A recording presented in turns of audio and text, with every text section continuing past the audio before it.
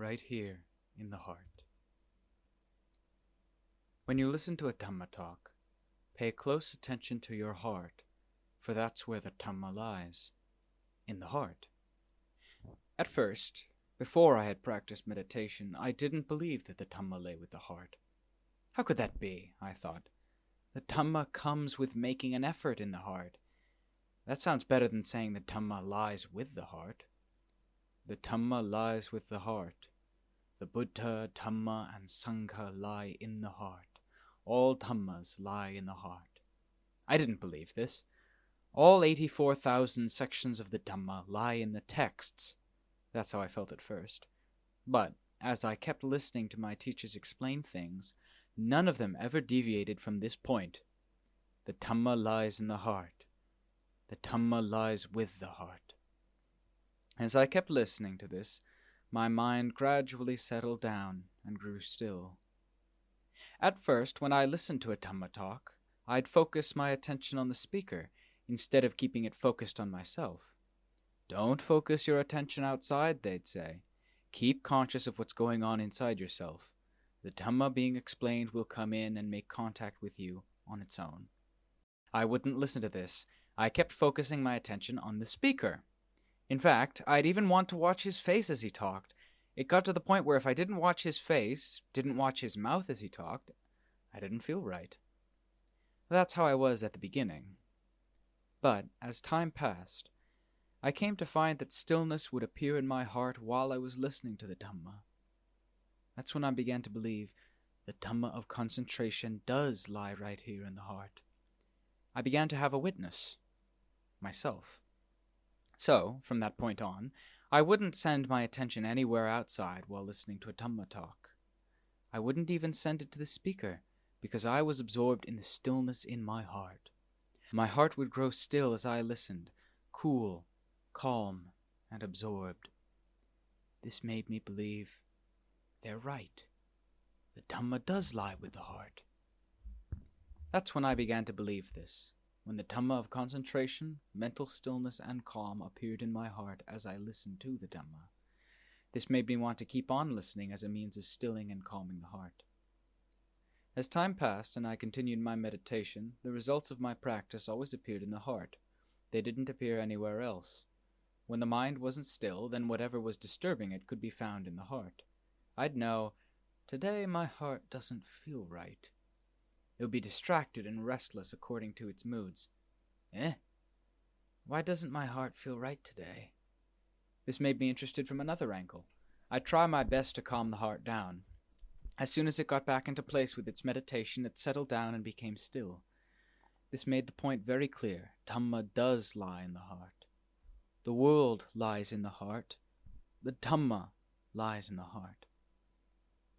For this reason, when you listen to a Dhamma talk, you should keep your attention focused right inside yourself. There's no need to send it outside, to have anything to do with the person speaking, for instance. When you keep your awareness focused inside yourself this way, the Dhamma being explained will come in and make contact with your awareness. The heart is what is aware. When the current of sound dealing with the Dhamma comes in and makes continual contact with the heart won't have a chance to slip outside because the Dhamma is something calming and absorbing. This moment, that moment, it keeps you absorbed from moment to moment with the current of sound coming from the speaker. Step after step, it keeps making contact. The heart gradually becomes more and more quiet, more and more still. This way you already start seeing the rewards that come from listening. This is why, if you want to listen to the Dhamma in the right way for getting clear results, you have to keep your attention focused firmly inside yourself. There's no need to send it outside, and no need to engage in a lot of thinking while you're listening. Simply let the mind follow along with the current of Dhamma being explained, and the Dhamma will seep into your heart. When the mind doesn't get itself worked up with thoughts about various things, it becomes still. That's all there is to it. But to grow still, it needs something to counteract its thoughts. It won't settle down on its own simply because you want it to. You have to use one Dhamma theme, or another, or the sound of Dhamma while a Dhamma talk is going on. Only then can it grow still. Where is the greatest turmoil in the world? There's no greater turmoil than the one in the heart. If we talk about things murky and turbid, there's nothing more murky and turbid than the heart. Nothing at all can compare with the heart in being troubled and pained. Even the heat of fire isn't nearly as hot as a heart aflame with mental defilements. Defilements do nothing but make us suffer, step after step. This is why we're taught to see their harm. We must be intent on keeping mindfulness established and investigate things from various angles.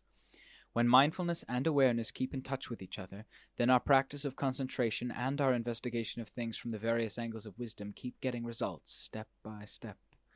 For example, the Buddha teaches us, birth is suffering, death is suffering. These are noble truths. Birth is suffering, but we're pleased by birth. When a child is born, we're happy. When a grandchild is born, when our friends and relatives have children, we're happy. We don't think of the pain and suffering the child goes through, surviving almost certain death in that narrow passage before being born. If we don't look at both the beginning point, birth, and the end point, death, so as to see them clearly, both these points will cause us unending joy and sorrow. Actually, the child has to survive almost certain death before it can become a human being. If it doesn't survive, it dies right then, either in the womb or at the moment of birth, because it's pained to the point of death. That's how we human beings die. Once we're born, then no matter what our age, we have to be pained to the point of death before we can die. That's when I began to believe this. Pain is something we've experienced from the moment of birth, but we don't see it as a noble truth. Actually, it's something we should see as harmful, dangerous, and threatening, so that we can find a way to transcend it through our own efforts, and especially through the efforts of our mindfulness and wisdom. When we enjoy the beginning but dislike the end, when we like birth but dislike death, we're contradicting the truth all the time. And where can we get any happiness with these contradictions in the heart? They have to make us suffer. There are no two ways about it. In order to put the beginning and end in line with each other, we must contemplate the entire course of events, to see that birth is suffering, aging is suffering, death is suffering. For these three are all bound up with pain and suffering. They're the path leading to suffering and discontent, not the path leading to Nibbāna. So we cannot progress along the right path until we have thoroughly understood them through skillful investigation. The Buddha teaches, there is no suffering for those without birth. When there's no birth, where will there be any suffering? When there are no seeds for birth, there are simply no seeds for suffering, so suffering does not exist in the heart. This is why enlightened ones have no feelings of discontent or pain in their hearts. They have no moods in their hearts at all. No happy, sad, or indifferent moods exist in the heart of an Arahant. Arahants have all three kinds of feelings in their bodies. They feel physical pain just like we do, but their hearts have no moods. Physical feelings have no effect on their hearts. Their hearts aren't swayed by such influences the way ordinary hearts are. They know pleasure, pain, and neutral feeling in their bodies, but there are no corresponding moods in their hearts, because they have gone beyond all moods. Their hearts are pure, unadulterated Dhamma, which no defilement can infiltrate. Feelings of pleasure and pain are all impermanent, unsatisfactory, and not self, so they can't possibly get involved with the nature of a pure heart. If you want your heart to prosper and grow toward purity, strive to develop inner goodness. Don't let the qualities of generosity and moral virtue lapse. They are good qualities for nourishing your heart and connecting it up with good states of rebirth. If you have a good foundation of inner worth as your sustenance, then no matter where you're reborn, that goodness will stick close to you so that you can look forward to a good destination. As long as we have yet to gain release from suffering, we are taught to exert ourselves fully without being lazy or complacent. Polish the heart every day. When the heart is polished every day, it's bound to shine. And when the heart is shining, you're bound to see your reflection. Just as when water is clear, you can see clearly whatever plants or animals there are in the water. Once the heart is still, you'll be able to see whatever poisons or dangers it contains much more easily than when it's murky and turbulent with defiling preoccupations. That's why we're taught to purify the heart. In the teachings gathered in the Patimokkha exhortation, we're taught, never do any evil, develop skillfulness fully, cleanse the heart until it is pure. These are the Buddha's teachings. That is what all the Buddhas teach, without exception. Whatever is evil or debasing, they teach us not to do, telling us instead to do only things that are skillful through the power of our own wisdom. Developing skillfulness fully means developing wisdom fully. Cleansing the heart until it is pure is hard to do, but it lies within our capacity as human beings to do it. The Buddha went through hardships. His disciples went through hardships. All those who have reached purity have had to go through hardships, but these were hardships for the sake of gaining purity and release, which is what makes them worth going through. When the heart is overcome with dirt and defilement, it does not seem to have any value at all. Even we can see the fault in ourselves. We may decide that we'd rather put an end to it all. We're so disgusted and fed up with life that we're ashamed to show our face to the world, and all of this happens when the heart is very murky and dark, to the point where it becomes a smoldering fire. Life doesn't seem worth living when the heart is overwhelmed by things that are so hopelessly dark. The heart seems worthless, which is why we think it would be better to die. But where will we get anything better after we die? Even in the present, nothing is good. The world has had people dying a long time now. If things got better with death, why isn't the world any better than it is? There's no good in us, that's why we want to die. Once the heart is good, however, it has no problem with life or death because it's filled with goodness. A heart overcome by worthless things seems thoroughly worthless. But when we wash these things away, step by step, the heart gradually starts showing some of its inner radiance. It starts growing peaceful and calm. The entire heart becomes radiant, happy, relaxed. Whatever we do, sitting, standing, walking, lying down, or whatever work we do, we're happy with the pleasure that has appeared in the heart. When the heart is peaceful and calm, then wherever we are, we're content. The important point lies with the heart. If the heart lacks goodness, then nothing is good, no matter where we are. We keep fooling ourselves. Over here might be good, over there might be good. This lifetime is no good, the next lifetime will be better. Living is no good, dying would be better. We keep fooling ourselves. The troubled part of the mind, that's what fools us. The part that's stirred up by various issues, that's what fools us. This will be good, that will be good, but it's not good at all. No matter where we go, we end up the same as where we started, because the essential part is no good. We must straighten that out and make it good through our own efforts. Begin by practicing concentration so that the heart can be still. You must constrain the heart when you are practicing for concentration. The time when you're constraining the heart and training it to meditate is not the time to let it go wandering as it likes. We call this making an effort, being persistent, making a persistent effort to straighten out the heart and uproot its enemies until the heart can grow still. The heart grows still because our efforts force it to, not because we let it go wandering as it likes. This is when we see the rewards of our efforts, because the heart has been brought to stillness and remains there through those efforts. When the goodness of the heart increases as the result of our effort, the value of effort becomes more and more apparent. When the time comes to investigate in terms of wisdom, focus on seeing things clearly. Contemplate everything in the world so as to see it in line with the truth. The world may be infinitely wide, but when the heart is obscured by defilements, you're caught in a very narrow and confining state of mind. When the heart feels confined, it weighs heavily on itself, so you experience no comfort at all. You must open it up right where it's confining and give it space to blossom and be bright. It'll then feel free, calm, and at ease. This is the point in meditation where you can investigate pain, because the mind now has the strength to probe into it. It's ready and willing to investigate because pain is a whetstone for sharpening wisdom. Concentration and wisdom are what we use to eliminate mental defilements. Wisdom is what uproots them, but concentration is what first catches them and ties them down. Concentration stills the heart and gathers it into one place so that it doesn't get scattered around to the point where you can't catch hold of it. Once the heart is gathered into one, wisdom opens it up and unravels it to see clearly where its concerns and attachments lie.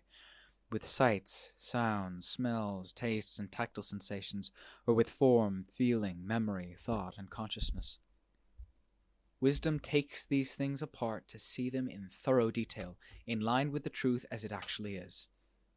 Wisdom contemplates these things and investigates them over and over again. These are the points where it travels. These are its whetstones. The more it investigates them, the more it branches out, step by step, understanding things for what they are and letting them go. Letting them go means putting down the burdens that weigh on the heart under the sway of attachment. What is the mind thinking about? What good does it get from its thoughts? The moment a thought forms, it ceases. A good thought, it forms and ceases. A bad thought, it forms and ceases. Whatever the thought, it forms and ceases. These are called thought formations. They form, they arise, they cease. Their forming and ceasing happen together. They arise and cease in the same instant. So, how can we attach a sense of self to these things? To this arising, ceasing, arising, ceasing?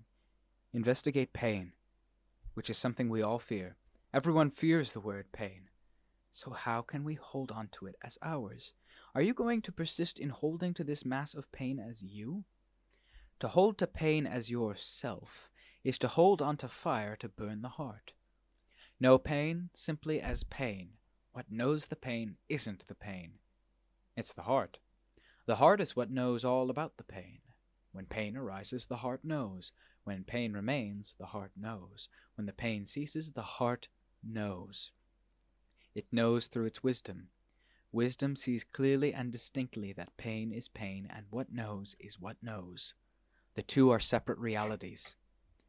The function of memory recognizes and gives meaning to things we experience through the senses.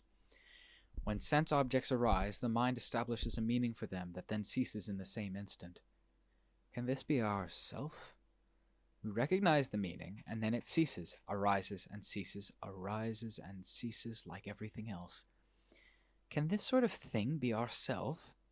Can this sort of thing be ours?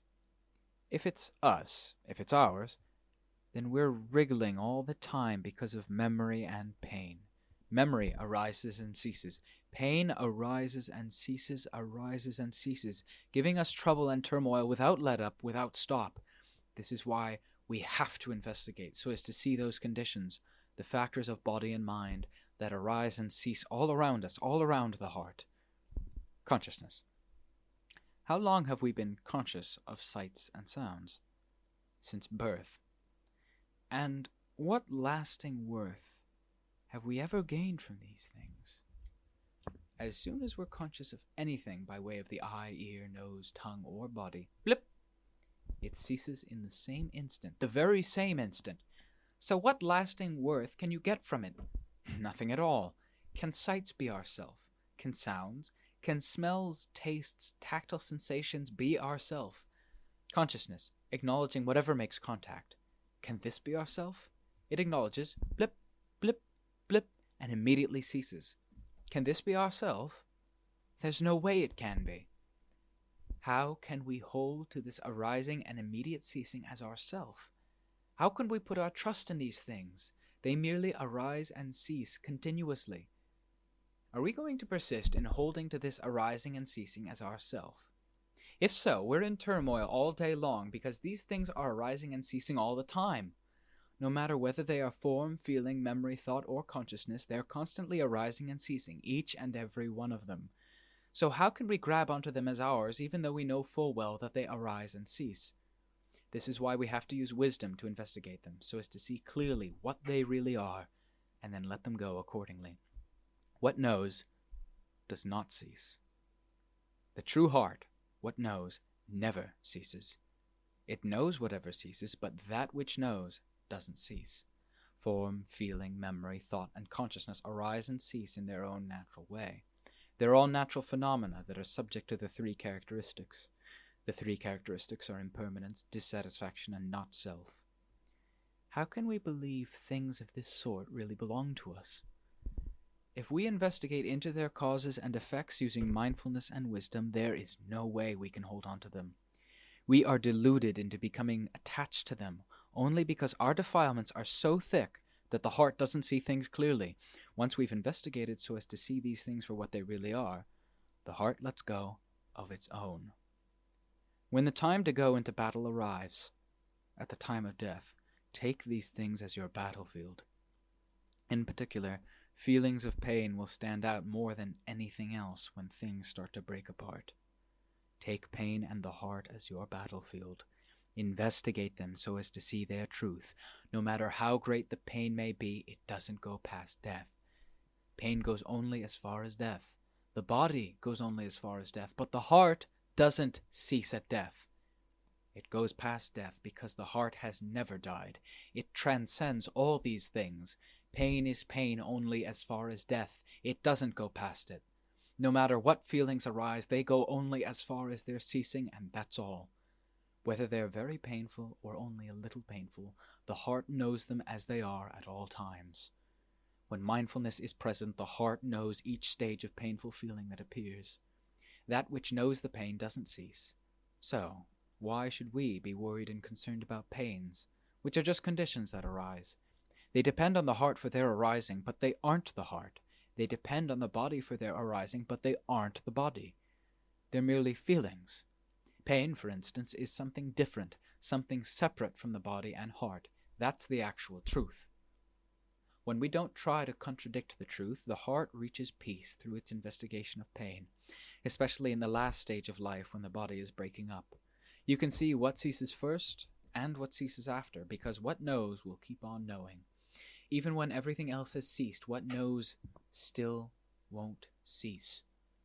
All it takes is for you to see causes and effects in this way just once, and your courage in the face of death will spring right into action. When death comes, you'll immediately take the fighting stance of a warrior going into battle. You'll take mindfulness and wisdom as your weapons, as you slash your way through to the truth. And when you've destroyed everything in your path, where will you end up? Right there, with the truth. Use your mindfulness and wisdom to slash down to the truth of everything of every sort. When you reach the truth, everything will be leveled. Everything will be still. Nothing will be left to disturb the heart. If anything is still disturbing the heart, that means you haven't investigated fully down to its truth. Once you've reached the full truth in every way, nothing can disturb or provoke the heart at all. There's nothing but a state of truth permeating throughout. This is called being leveled and made still by the truth, which comes through the power of mindfulness and wisdom, investigating to see things clearly. The Buddha and his Arahant disciples transcended pain and suffering right here, right where pain and suffering exist. They exist in the body, in the mind, and in the heart. When we take things apart, we take them apart right here. When we know right here, right where we are deluded. Wherever we don't yet know, mindfulness and wisdom, our tools for slashing our way into the truth, will make us know. There's nothing to equal mindfulness and wisdom in breaking through to the end point of all phenomena, in washing away all defilements and absolutely eliminating them from the heart. They are thus the most up-to-date tools for dealing with mental defilements of every sort. So, put mindfulness and wisdom to use when you need them, and especially when you're about to die. There's no one else who can help you then. Even if your entire family is thronged all around you, none of them can really help. Everything depends on you. As the Buddha says, the self is its own mainstay. Realize this in full measure. What can you do to be your own mainstay and not your own adversary? If you bring up only weakness, confusion, and lack of wisdom, you'll be your own worst enemy.